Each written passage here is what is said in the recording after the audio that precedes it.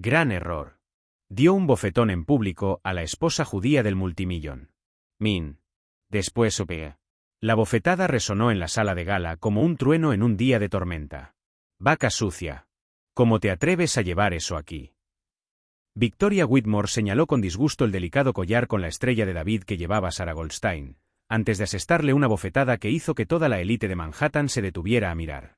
Sarah, de 29 años, permaneció inmóvil durante unos segundos, con la mano tocándose instintivamente la mejilla en llamas. El silencio en el Metropolitan Museum fue ensordecedor.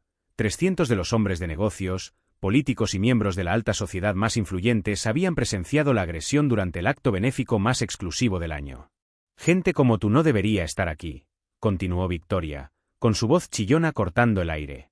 Este es un evento para americanos de verdad, no para los de tu clase. Sus gélidos ojos azules recorrieron el cuerpo de Sarah de arriba a abajo con absoluto desprecio.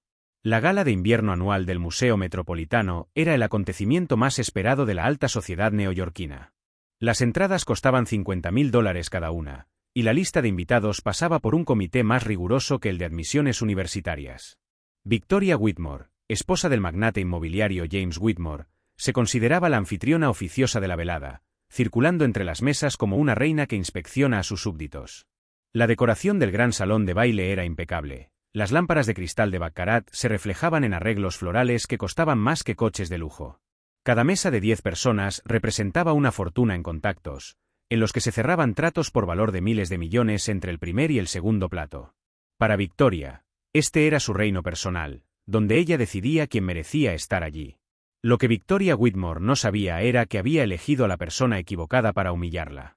Sarah Goldstein creció en Brooklyn, hija de supervivientes del Holocausto que le enseñaron que el silencio ante la injusticia era complicidad. Sus abuelos lo perdieron todo en Europa, pero reconstruyeron sus vidas con una fortaleza que ella llevaba en su ADN. Interesante perspectiva, respondió Sarah con calma, la voz baja pero lo suficientemente firme como para que la oyeran los curiosos. Mis abuelos también pensaban que pertenecían a algún lugar, hasta que fueron expulsados por los nazis. Victoria rió cruelmente, señalando a las mesas cercanas donde otras socialites observaban la escena con morbosa fascinación. Siempre con esa pequeña historia dramática. La utilizas para todo, ¿verdad? Para conseguir lástima, dinero, privilegios. Señaló teatralmente a la multitud. Mira eso. La pobre víctima intentando hacernos sentir culpables. La multitud que la rodeaba estaba claramente dividida. Algunos susurraban incómodos, otros sacaban discretamente sus teléfonos móviles. La senadora Patricia Mitch filmaba abiertamente, anticipando el valor político del momento. El multimillonario tecnológico Marcus Chen fruncía el ceño, claramente molesto por la escena, mientras su mujer intentaba apartarlo discretamente. Entre los observadores, Sarah notó caras conocidas. Senadores, directores ejecutivos de multinacionales, famosos de Hollywood. El congresista Mitchell filmaba discretamente con su teléfono móvil, previendo claramente el valor viral del momento. La socialité Amanda Rochester susurraba furiosamente al oído de su amiga, probablemente alimentando los cotilleos que dominarían los periódicos mañana. ¿Sabes cuál es el problema con gente como tú?, continuó Victoria, su voz ganando volumen y veneno. Creen que pueden venir aquí, con sus agravios históricos, y esperar que el mundo les deba algo. Pues tengo noticias para ustedes. Este no es su mundo. Sarah observó las caras a su alrededor, algunas avergonzadas, otras curiosas, unas pocas indignadas. Reconoció a varios personajes públicos que grababan discretamente con sus teléfonos móviles. Perfecto. Cuantos más testigos, mejor. Lo que ninguno sabía era que aquello no era una coincidencia. Señora Whitmore, dijo Sarah, sacando tranquilamente su teléfono del bolso. Antes de que continúe con sus esclarecedores comentarios, me gustaría presentarme adecuadamente. Sus dedos se deslizaron por la pantalla con la precisión de alguien que había planeado este momento mucho antes de que sucediera. Victoria resopló impaciente, su rostro sonrojado contrastaba con el collar de diamantes de $200.000. Me da igual quién te creas que eres, cariño. Seguridad. Hizo un gesto imperioso a los guardias de seguridad uniformados. Retirad inmediatamente a esta persona inapropiada. El jefe de seguridad, Roberto Martínez, se acercó vacilante. Veterano militar y padre de familia, algo en aquella joven le resultaba familiar. No era miedo lo que había en sus ojos, sino una tranquila autoridad que le hizo dudar. Había aprendido a reconocer el verdadero poder durante sus años protegiendo a gente realmente importante. ¿Sabes, Victoria?, dijo Sara, adoptando un tono de voz casi maternal. Mi abuela solía decir que el verdadero carácter de una persona se revela en los momentos en que cree que nadie importante la está mirando. Hizo una pausa dramática, observando cómo las cámaras de los teléfonos móviles se multiplicaban a su alrededor. Por desgracia para ti, todo el mundo importante está mirando ahora mismo. Victoria sintió un inexplicable escalofrío que le recorrió la espalda. Había algo en la calma absoluta de Sara que la molestaba profundamente. Era como si aquella mujer supiera algo que ella ignoraba, como si todo el enfrentamiento no fuera más que una pieza de un juego mucho mayor. Mientras los murmullos crecían y los flashes de los móviles se multiplicaban, Sara mantenía esa sonrisa enigmática de quien guarda un secreto demasiado poderoso para revelarlo antes del momento oportuno. Sus manos no temblaban, su respiración permanecía controlada, signos que Victoria, cegada por su propia arrogancia, no podía interpretar. Al fondo de la sala, un hombre de aspecto distinguido observaba la escena con creciente interés. Su ayudante le susurró algo urgente al oído, pero le hizo un gesto para que esperara. Algo estaba a punto de suceder y no quería perderse detalle. Si le está gustando esta historia de cómo una sola decisión impulsiva puede destruir toda una vida, no olvide suscribirse al canal, porque lo que ocurrió en los minutos siguientes en aquel salón convirtió una noche benéfica en la pesadilla pública más comentada de Nueva York. Victoria Whitmore sintió una oleada de energía correr por sus venas cuando vio que Sara no se había retirado inmediatamente después de la bofetada. «Ah, así que tienes agallas», dijo, y su voz adquirió un tono aún más venenoso. «Deja que te explique cómo funcionan las cosas en el mundo real, cariño». Sara permaneció inmóvil, pero sus ojos oscuros brillaban con una intensidad que hizo que algunos observadores se sintieran incómodos. Había algo en aquella calma que no encajaba con una víctima corriente. Era la serenidad de alguien que había capeado tormentas mucho peores. «Siempre hacen lo mismo», continuó Victoria, haciendo un gesto dramático al público, cada vez más numeroso. «Inventáis persecuciones donde no existen, utilizáis la historia en vuestro beneficio. Pues bien, aquí, en el Museo Metropolitano, honramos la verdadera cultura estadounidense, no las fantasías victimistas». El congresista Michey susurró a su mujer, «Se está enterrando a sí misma». Pero Victoria estaba demasiado cegada por su propia arrogancia para darse cuenta de las miradas de desaprobación que se multiplicaban a su alrededor. Sara habló por fin, con voz grave pero cargada de una autoridad que hizo que varias personas se inclinaran para oír mejor. «Mi abuela sobrevivió a Auschwitz, señora Whitmore. Ella me enseñó que el verdadero peligro no proviene de los gritos histéricos, sino del silencio cómplice de quienes observan y no hacen nada». «Auschwitz. Qué oportuno». Victoria rió cruelmente. «Siempre la misma historia dramática. Debes haberla aprendido en algún curso de manipulación emocional». Se volvió hacia el público. «Mirad cómo utiliza el sufrimiento ajeno para hacerse la víctima». Roberto Martínez, el jefe de seguridad, frunció aún más el ceño. Había algo familiar en aquella joven, pero no podía identificar qué. Su instinto veterano le susurraba que se le escapaba algo importante en la ecuación. Sara sonrió ligeramente, una sonrisa que no le llegó a los ojos. «Sabes, Victoria, tienes razón en una cosa. Realmente he memorizado algunas historias». Hizo una pausa, observando la multitud de teléfonos móviles que grababan. «La diferencia es que mis historias son ciertas». «Por favor», resopló Victoria. Resopló Victoria. «Lo próximo que me dirás es que estás emparentada con algún famoso superviviente o que tienes conexiones importantes. Siempre es el mismo numerito barato». Desde el fondo de la sala, el hombre de aspecto distinguido seguía observando con creciente interés. Su ayudante intentó de nuevo llamar su atención, pero él le hizo señas para que esperara. Sin duda, algo estaba a punto de ocurrir. Sara sacó el teléfono del bolso con movimientos deliberados y tranquilos.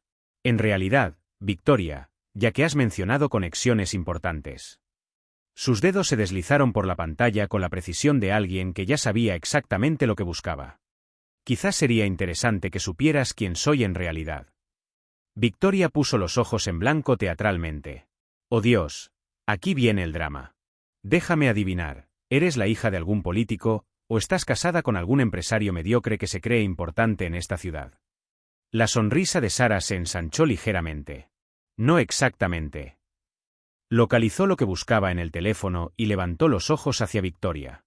Pero ya que insistes en hablar de conexiones importantes, quizá debería saber que mi marido está ultimando la adquisición de Whitmore Properties. Victoria parpadeó rápidamente, como si le hubieran devuelto la bofetada. ¿Qué has dicho? Has oído bien. Sara mantuvo aquella sonrisa serena. Es curioso cómo los pequeños detalles pueden cambiar por completo una situación, ¿verdad? La confianza de Victoria empezó a flaquear por primera vez en la noche. Vas de farol. No hay ninguna adquisición de propiedades Whitmore. Mi marido me diría. ¿De verdad te lo cuenta todo tu marido? Preguntó Sara con auténtica curiosidad. Eso es interesante. Porque por lo que tengo entendido, James estaba siendo muy discreto sobre los problemas financieros de la empresa. Sobre todo después del escándalo del edificio en Brooklyn. Victoria palideció. El escándalo de Brooklyn era información muy confidencial, algo que solo podían saber personas muy bien relacionadas. ¿Cómo? ¿Quién eres? Sara volvió a mirar su teléfono, como si comprobara un mensaje. Ah, perfecto. Acaba de confirmarlo. La firma de los papeles definitivos está prevista para el lunes por la mañana.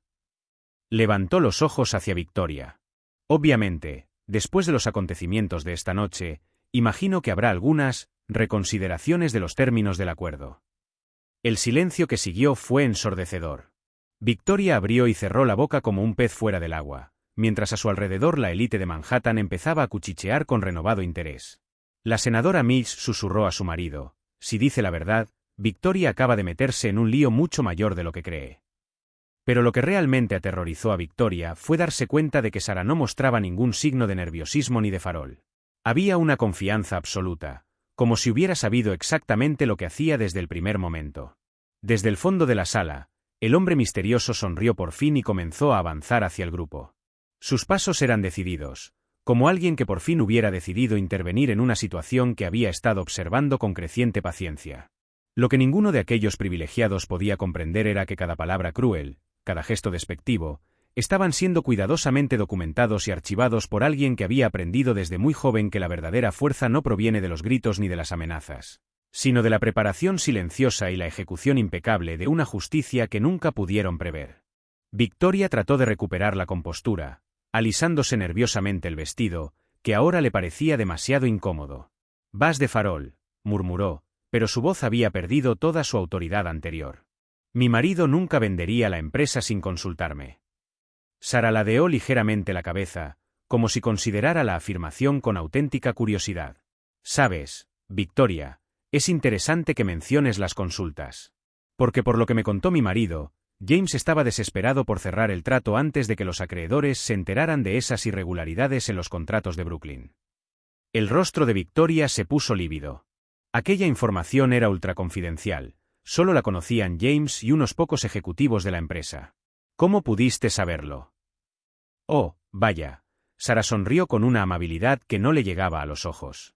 ¿De verdad crees que lo de esta noche ha sido un encuentro casual? ¿Qué decidí aparecer en el mismo evento que tú por casualidad?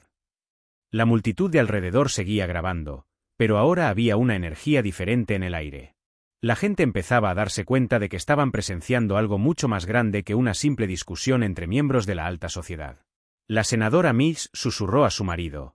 Ella lo planeó. Mira qué tranquila está, como si supiera exactamente lo que iba a pasar. Sara continuó, su voz conservando ese tono casi maternal que hacía cada palabra aún más devastadora. Verás, Victoria, cuando decides atacar a alguien basándote únicamente en prejuicios y apariencias, siempre es inteligente averiguar primero quién es esa persona en realidad.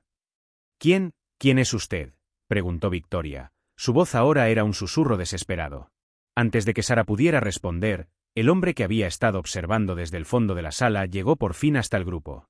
Alto, de aspecto distinguido, con el pelo canoso perfectamente peinado y un traje que costaba más que muchos coches, se movía con la tranquila autoridad de alguien acostumbrado a dirigir salas de juntas de multinacionales. «Siento haber tardado tanto, cariño», dijo con calma, poniendo una mano protectora en el hombro de Sara. La conexión con Tokio tardó más de lo esperado. Sus ojos azules se fijaron en Victoria con una frialdad que hizo que varias personas a su alrededor dieran un paso atrás. Victoria miró al hombre, luego a Sara y de nuevo a él. El reconocimiento golpeó su rostro como un rayo. David Goldstein. Este es mi marido, Victoria, dijo Sara con serenidad. David Goldstein, director general de Goldstein International Holdings. Quizá reconozcas el nombre de la empresa que acaba de adquirir una participación mayoritaria en Whitmore Properties. El silencio que siguió fue absoluto. David Goldstein no era solo un multimillonario, era conocido por convertir empresas en quiebra en imperios y por no hacer nunca negocios con personas que no respetaran sus valores fundamentales. Marcus Chen, el multimillonario de la tecnología, susurró a su mujer, ¿Goldstein? Está casada con David Goldstein. Victoria acaba de atacar a una de las mujeres más poderosas de Nueva York. David miró alrededor del grupo de curiosos, sus ojos registrando cada rostro, cada teléfono móvil grabando. Imagino que todos habéis sido testigos de lo que ha ocurrido aquí esta noche, dijo con calma. La agresión física, los comentarios antisemitas, la total falta de decoro. Victoria abrió la boca para hablar, pero David continuó, su voz adquiriendo un tono de autoridad empresarial que le imponía una atención absoluta. Sara me ha dicho que has cuestionado nuestro derecho a estar aquí, Victoria. Es interesante, teniendo en cuenta que mi familia donó $50 millones a este museo el año pasado. Las grabaciones continuaron, y Sara se dio cuenta de que su estrategia estaba funcionando a la perfección. Cada segundo de la humillación pública de Victoria estaba siendo documentado, cada palabra cruel que había pronunciado estaba siendo ahora contextualizada para una audiencia que incluía senadores, directores ejecutivos e influyentes figuras públicas. David, por favor, intentó Victoria una última súplica. Ha habido un malentendido. No sabía. Si hubiera sabido quién era Sara. Si hubiera sabido quién era mi mujer, habría sido educada. Preguntó David, arqueando una ceja. Así que estás admitiendo que tratas a la gente de forma diferente según el poder o el estatus que imaginas que tienen. Sara observó cómo Victoria se desmoronaba poco a poco, destruyendo sistemáticamente cada una de sus defensas. Pero lo que Victoria aún no entendía era que esto era solo el principio. La agresión física había sido grabada en docenas de teléfonos móviles. Los comentarios antisemitas estaban documentados y David Goldstein tenía tanto el poder financiero como la influencia política para asegurarse de que las consecuencias fueran permanentes. Roberto Martínez, el jefe de seguridad, se acercó finalmente con dos colegas. Señor Goldstein, la policía está en camino. Quiere que escoltemos a la señora Whitmore fuera del evento. En realidad, Roberto, dijo David con calma, preferiría que se quedara. Quiero que todos vean exactamente el tipo de persona que consideraban respetable hasta esta noche. Victoria parecía estar en estado de shock, dándose cuenta por fin de la magnitud de lo que había hecho. No solo había agredido físicamente a la esposa de uno de los hombres más poderosos del país, sino que lo había hecho en público, documentado por docenas de testigos influyentes. Sara miró a su marido con auténtica gratitud, pero también con una confianza que revelaba que ese había sido el plan desde el principio. Habían convertido los prejuicios de Victoria en una trampa en la que ella había caído voluntariamente. Lo que ninguno de los privilegiados presentes en aquella sala podía entender era que cada palabra cruel, cada gesto de desprecio, habían sido cuidadosamente provocados y documentados por alguien que aprendió desde muy joven que la verdadera justicia no se consigue gritando o amenazando, sino con la paciencia de permitir que los enemigos de uno se destruyan a sí mismos por sus propias decisiones, mientras el mundo entero observa.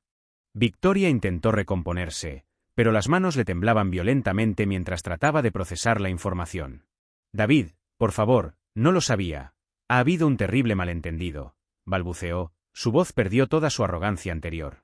¿Un malentendido?, repitió David, con voz gélida. Agrediste físicamente a mi mujer e hiciste comentarios antisemitas en público. ¿Exactamente qué parte de eso fue un malentendido? Sara observó a Victoria derrumbarse con una calma que revelaba su verdadero control de la situación. Sabes, Victoria, hay algo que todavía no entiendes de esta noche. ¿Qué?, susurró Victoria, sus ojos desesperados parpadeando entre Sara y David. No he venido aquí por casualidad, dijo Sara suavemente. Vine específicamente para encontrarte. La sangre se drenó por completo de la cara de Victoria. Eso es imposible. ¿Cómo podía saber que estaría aquí? David sonrió fríamente. Mi mujer ha investigado muy a fondo sobre ti durante los últimos 3 meses, Victoria. Cada evento al que asistes, cada comentario prejuicioso que has hecho en público, cada persona a la que has humillado. Tienes un patrón bien establecido. Sara volvió a sacar su teléfono y esta vez le mostró la pantalla a Victoria. Son capturas de pantalla de tus comentarios en las redes sociales. Particularmente interesantes son los de 2019, cuando sugeriste que ciertas personas deberían ser eliminadas de eventos culturales importantes. Victoria miró la pantalla y palideció aún más. Sus propios posts, comentarios que había hecho pensando que estaba a salvo en grupos cerrados de socialites, se recopilaban ahora en pruebas condenatorias. Y continuó Sara, pasando a otra captura de pantalla, en el que te refieres a las familias inmigrantes como parásitos que chupan los recursos estadounidenses. Muy elocuente, por cierto.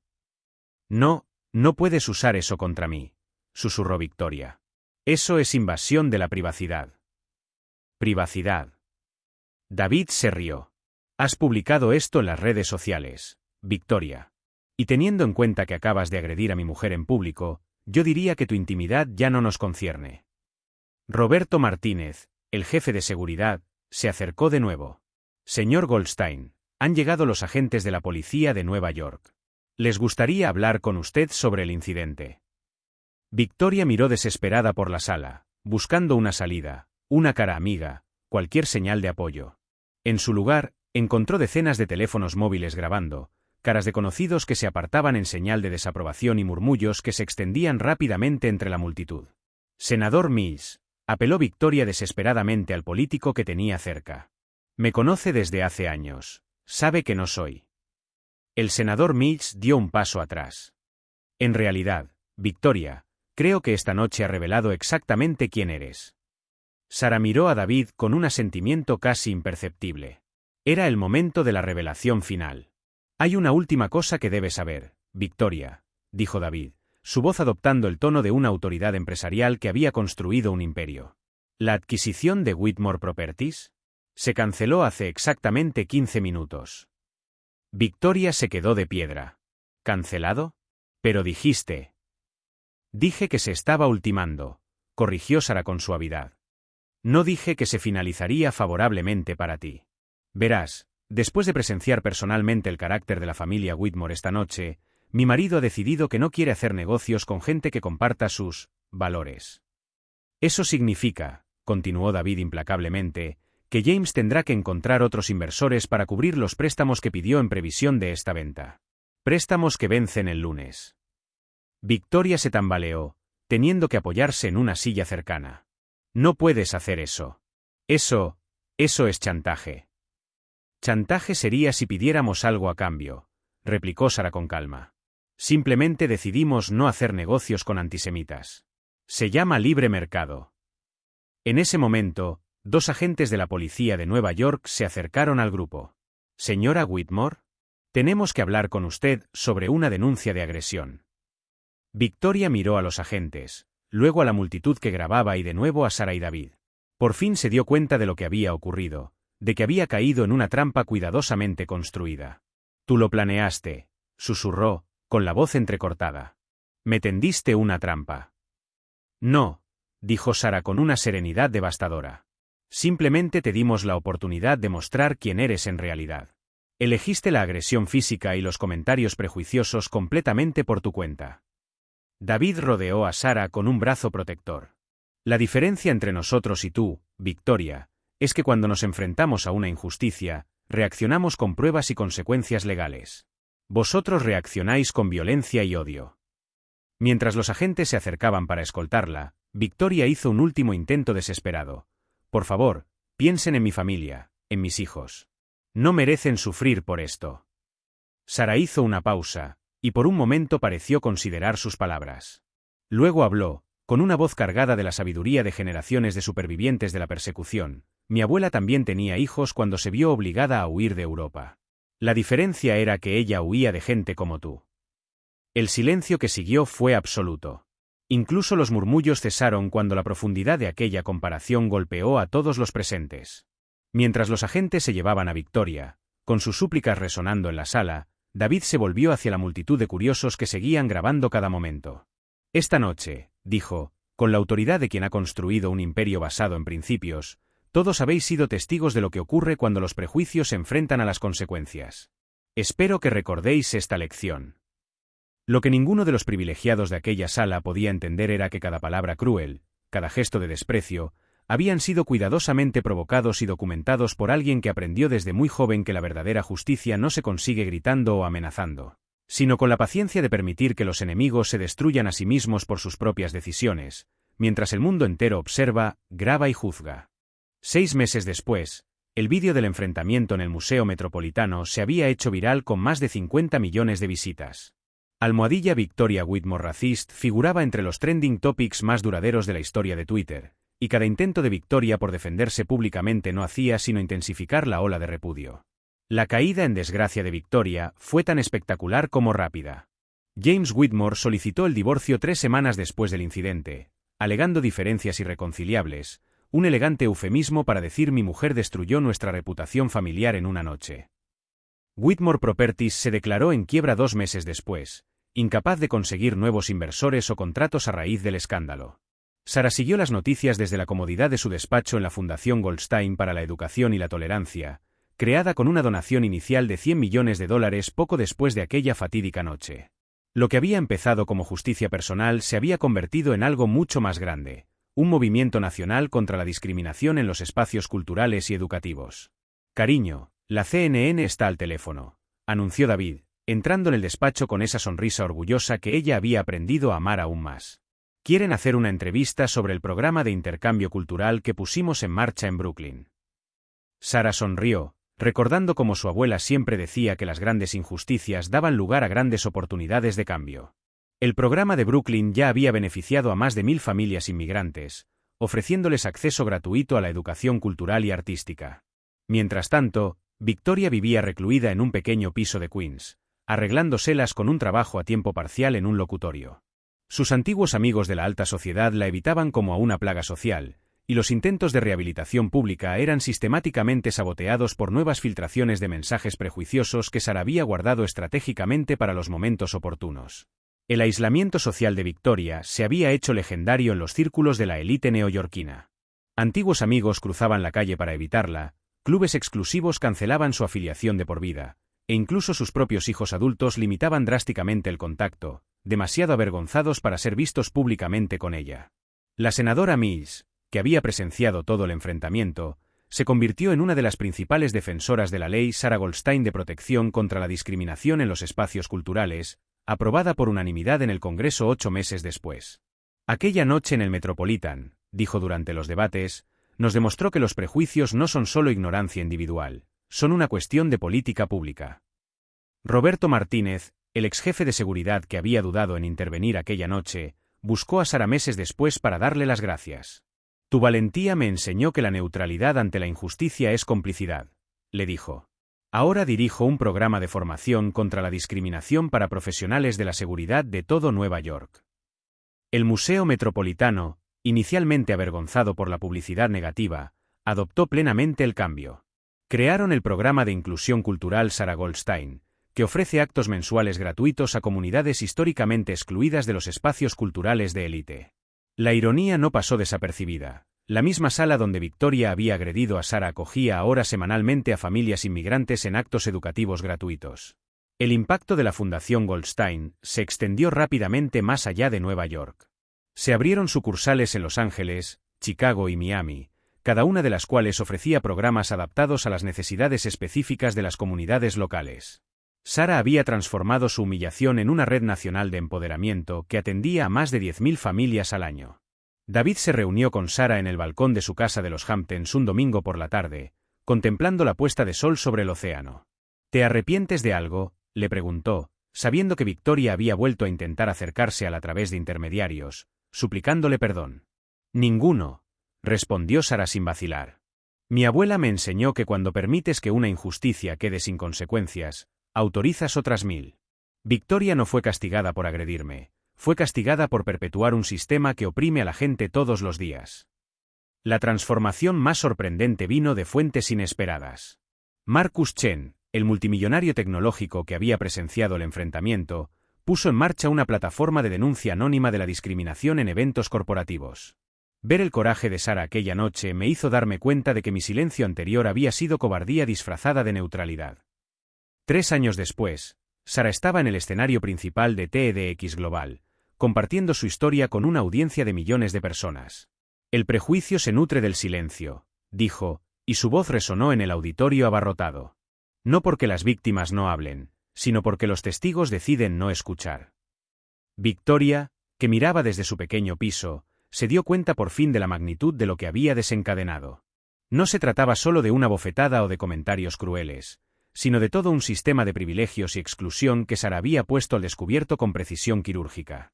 Los intentos de Victoria por conseguir mejores trabajos se vieron constantemente frustrados cuando los empleadores descubrieron su identidad a través de búsquedas básicas en Google. Su nombre se había convertido en sinónimo de intolerancia, una marca que la seguiría el resto de su vida. Incluso sus antiguos empleadores domésticos se negaron a darle referencias positivas. El legado de aquella noche en el Museo Metropolitano trascendía la venganza personal. Sara había convertido su humillación en un movimiento que cambió la política pública, creó oportunidades educativas e inspiró a toda una generación a enfrentarse a los prejuicios dondequiera que los encontraran. La mejor venganza, concluyó Sara su discurso en TEDx, no es destruir a tus opresores, es construir un mundo en el que la opresión sea imposible. David, que observaba entre bastidores, sonrió orgulloso.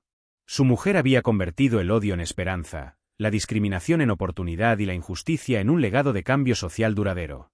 Victoria Whitmore había intentado humillar a una mujer por su religión y sus orígenes. En respuesta, Sara Goldstein construyó un imperio de tolerancia y educación que beneficiaría a las generaciones venideras. La diferencia entre destruir y construir nunca había estado tan clara. 5 años después del incidente, cuando Victoria veía de vez en cuando a Sara en las noticias inaugurando una nueva escuela o recibiendo premios humanitarios, por fin se daba cuenta del verdadero alcance de su derrota. No solo había perdido dinero o estatus social, había perdido la oportunidad de formar parte de algo más grande que ella misma. Si esta historia de como una sola noche de valentía puede cambiar el mundo te ha inspirado, suscríbete al canal para conocer más historias de personas que han convertido la injusticia en justicia, y descubre cómo pequeños actos de valentía pueden generar cambios extraordinarios que resuenan mucho más allá de nuestras vidas individuales.